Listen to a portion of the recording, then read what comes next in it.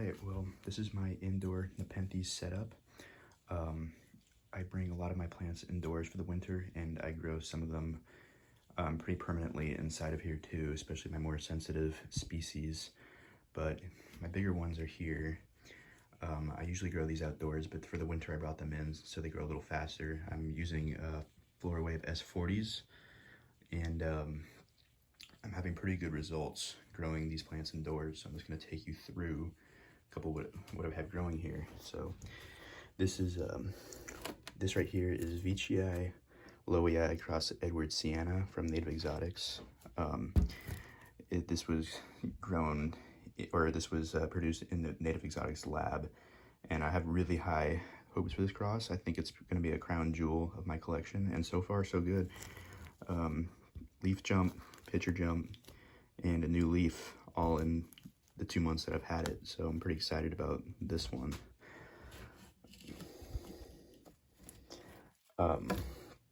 And here is my Nepenthes attenboroughii from Jeremiah Harris.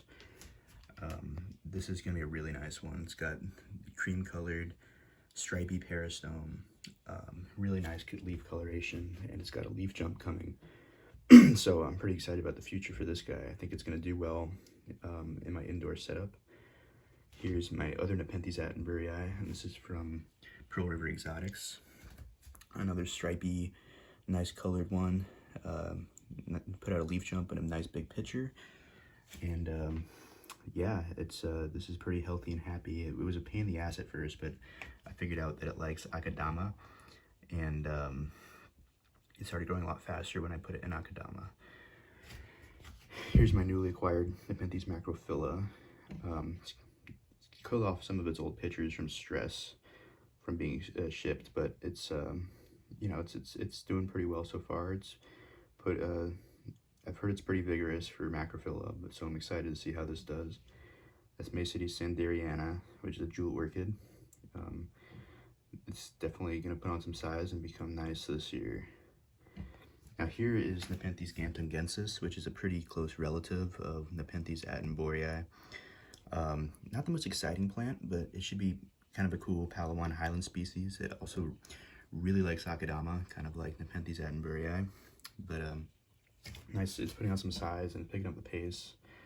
I think it should be pretty decent size by the end of the year. Here is Nepenthes mollis, or Highland. This is the Borneo Exotics 3921, and you know, it looks pretty healthy and happy right now because of the floor waves, and it's got some new pitchers coming, and yeah, I'm excited to see this one too. Here's Nepenthes xenophila, nice leaf jump recently. Some nice pitchers on it. Got this one about 1.5 years ago, and it's finally starting to make some gains. It took forever.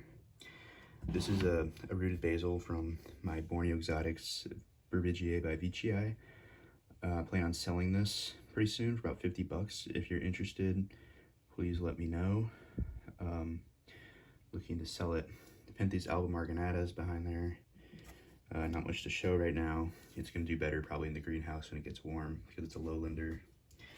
Here's a Red Leaf Exotics hybrid in-house. This is veitchii brabigii cross lowii veitchii by brabigii.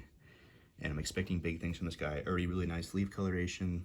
I think the pitchers are going to end up being really nice when they get larger because it's got some nice red coloration and stripy peristome. Here's my pure Aristolo I got from Jeremiah Harris. Unfortunately, the growth point rotted, but it's coming back with a new one. If you look deep down into the leaves, it's just that it's so, it was such a cup formation with the leaves there that some water got in there and rotted the growth point, but it's going to be fine. Okay, so now here, this is my alisaputrana, Raja by brabigii. It's 10 inches across now.